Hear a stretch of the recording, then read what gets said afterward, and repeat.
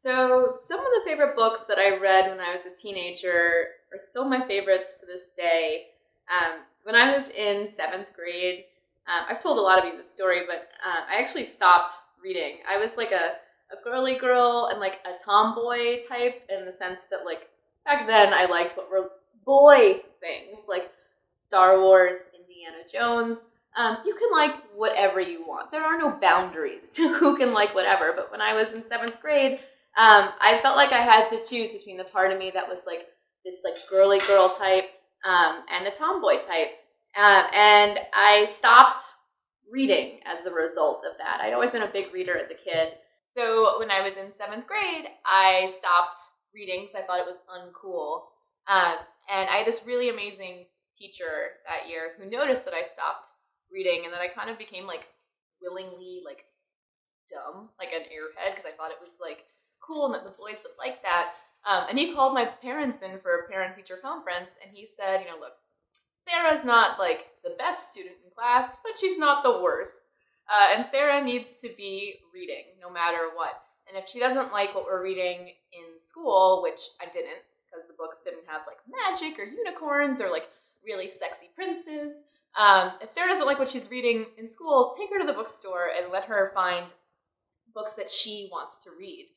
Don't judge, don't like hover around her as she walks around the bookstore. Just throw her into the bookstore and see what she comes out with, and don't say anything about those books afterwards. So my parents, who have always been like huge readers and have always really encouraged reading and writing and all the creative things in my life, they brought me to the bookstore that day.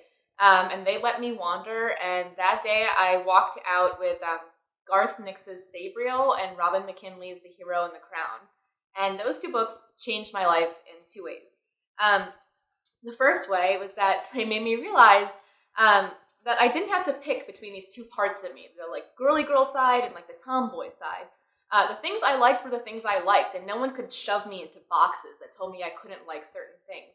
Because these heroines were ones that defied all the boundaries and rules placed on them. And then the other thing that they made me realize was that I wanted to write fantasy. I wanted to read more fantasy books, but I wanted to write them. So a lot of the very early stuff that I wrote was like really cheesy, like rip-offs of like The Hero and the Crown or like Sabriel. And it was totally like self-insert stuff. And then from there, I just read tons and tons of fantasy books. I discovered Harry Potter. I started writing Harry Potter fanfic, like really weird Harry Potter fanfic, like Harry Potter Sailor Moon crossover fanfic. And I found the online fanfiction community, which then kind of became like part of my family. And like in high school, I was like totally invisible. I didn't go on like a single date in high school, like not one. But I would go home and like I had all these online friends, and they were all in like the fandoms that I was into. And that was kind of how I worked up the courage eventually to write my own original novel, which became Throne of Glass. And that was what made me decide to share it online as I wrote it chapter by chapter. And that changed my life forever. So I owe so much to those books that I read when I was like 12, 13 years old. And they really ignited this spark in me that has led to everything in my life. So those two books hold a special place of honor on my bookshelf. And I got to meet Garth Nix in Texas 2 years ago. And he was just like the nicest, like coolest guy. And I brought the copy of Sabriel that I had when I was 12 years old, where like I wrote my name in like a jelly roll pen with like glitter in it. And he signed it for me, and I was like trying not to like cry.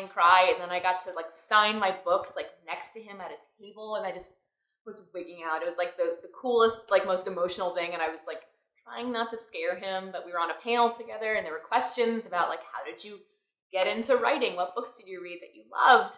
And every answer was Garth Nix, and I felt like a total stalker freak, but he was really cool.